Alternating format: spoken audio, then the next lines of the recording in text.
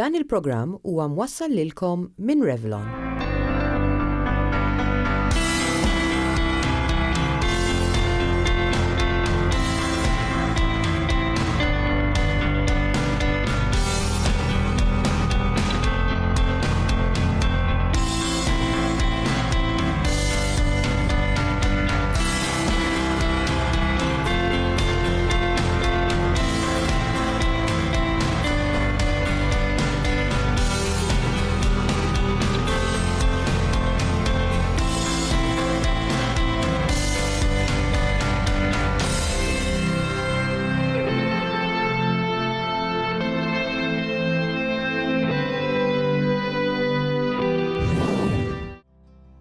Il-ħabiba tiegħi għandha 4 ġimgħat tqala u l-bieraħ rat ftit demm. Dan huwa kawża ta' allarm jew huwa normali fl-ewwel ftit xhur? Fl-ewwel ġimgħat ta' tqala qatt ma tista' tgħidlu normali, però komuni. U ma jfissirx illi se jkun hemm korriment. Mbagħad hemm demm kannella u demm frisk, naturalment. Wieħed dejjem dik is-sitwazzjoni jrid jirrikorri għand it-tabib jew l-isptar fejn jsiru ċertu testijiet biex naraw jekk it-tqala hix mixja b'mod tajjeb. Nafu sfortunatament li l-korriment jew l-miscarriage dak għandek 15% ta' kull tal-pregnancies kollha, allura meta jkun hemm demm dejjem hemm ir-riskju jew ta' korriment jew ta' ngħidula ectopic pregnancy meta tqala ma tkunx posta, però permezz tal-faċilitajiet ta' monitoring u ta' ultrasound dejjem nistgħu naraw x'qed jiġri u nserħu l-moħħ tal-pazjenta. Jistgħu jkunu varji l-problemi li waslu għal dmija waqt it-tqala. ċertu problemi jistgħu jkunu marbuta mal-plaċenta. X'inhuma l-fatturi li l-aktar iwasslu għal dmija b'mod partikolari meta tqala tkun diġà avvanzata? L-iktar kawża komuni ta' dmija fl-lejl aħħar ta' tqala hija dik il-kondizzjoni li ngħidula l-placenta previa, fejn il-placenta tkun qiegħda l-isfel fl-utru u tkun qed tagħti jew viċin ħafna tal-għonq tal-utru. Allura li jiġri huwa li meta l-għonq tal-utru jibda jistreċċja jew jinfetaħ, jitqattaw xi vini minn taħt il-placenta li joħroġ bħala dmija. Din hija sitwazzjoni allarmanti għaliex jista' jintilef ħafna demm u tista' tintilef il-ħajja tat-tarbija wkoll. Ovvjament illum il-ġurnata għandna faċilitajiet ta' ultrasound fejn aħna kapaċi nidentifikaw il-pazjenti li jkollhom din il-problema tal-placenta previa u ntuhom parir biex kif jaraw xi sinjali ta' demm imorru mal-ewwel l-isptar. U ġieli anke inżommuhom l-isptar għal mistrieħ fl-aħħar ġimgħat ta' tqala. Sitwazzjoni gravi oħra hija fejn tinqala l-placenta minn mal-utru. Din hija kundizzjoni ngħidula placental abruption, hija relatata ħafna ma' pressjoni fit-tqala u hemm riskju wkoll li tintilef il-ħajja tat-tarbija kif ukoll tal-omm.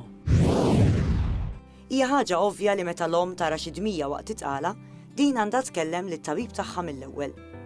X'inhuma l-mistoqsijiet u t-testijiet li t-tabib jagħmel f'dawn il-każijiet? Mela, id-dmija fit-tqala naturalment qed nitkellmu fuq pereżempju fl-ewwel 3 xhur ta' tqala.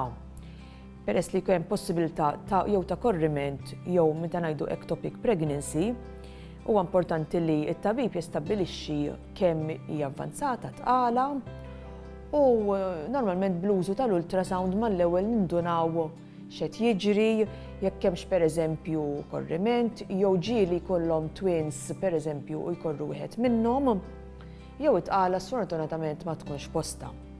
Later on hemm il-problemi ta' kif qed ngħidu placenta previa jew problemi oħrajn bħal pereżempju vini li jkunu qed jaqsmu in-naħa tal-għonq tal-utru. Hemm kawżi ta' bleeding fit-tqala li jkunu qishom ngħidulhom aħna mhux relatati ma' tqala, pereżempju jista' jkollok infection fil-parti tiegħek u tikkawżalek demm. Jista' jkollok pereżempju arnita. Mhix komuni, jista' jkollok arnita fit-tqala li mhix qiegħda atteċċjata mal-baby, qiegħda atteċċjata mal-għonq tal-utru imma tikkawżalek il-problemi hemmhekk ukoll. Għalhekk importanti wkoll li forsi nsemmi hawnhekk li mara li qed tippjana li tinqabad pregnant idealment għandha tagħmel check-up, smear test u eżaminazzjoni ginekoloġika qabel ma tinqabad pregnant biex jekk hemm xi problemi qabel jistgħu jiġu identifikati u nieħdu sibhom qabel it-tqala. Biex nagħlqu fuq nota pożittiva, tajjeb li nfakru wkoll li ftit dmija fl-aħħar jiem ta' tqala jistgħu jkunu indikazzjoni li se jibda ħlas. Għaliex fil-bidu tal-ħlas l-om tara ftit ta' dmija. Dan jgħidulu ix-show, jew bil-Malti ngħidulu is-sinjal li jkun hemm qisu bħal mucus jew tisfija mal-onq tal-utru jkun daqsxejn mħallat bid-demm. Allura meta l-onq tal-utru jibda jirqaq u jinfetaħ, dan il-mucus jinżel u dak ngħidulu ix-show, mela qed jorik, ġismek qed jorik illi wasal iż-żmien tal-ħlas. Tikka aktar dwar saħtek. Għal xi nies l-irqad qisu ħela ta' ħin, però r-riċerka turi li wieħed għandu jagħmel minn kollox biex jorqod ammont konsiderevoli ta' sigħat matul il-lejl. Li wieħed jorqod kemm suppost jgħin biex titjieb il-memorja tal-persuna, jitjieb l-istil tal-ħajja tal-persuna, peress li din bekk ma tkunx għajjiena matul il-ġurnata. Jitbiet ir-riskju ta' infjammazzjonijiet li jistgħu iwasslu għal mart tal-qalb. Titjieb is-saħħa fiżika tal-persuna, speċjalment jekk malli tqum il-persuna tagħmel dejjem xi forma ta' eżerċizzju fiżiku. Fil-każ ta' tfal, dawn imexxu aktar fl-iskola, jifhmu aktar malajr u jmorru aħjar fl-eżamijiet. Wieħed ikun aktar attent u anke ir-riflessi jitjiebu. Tikka aktar dwar saħtek għada.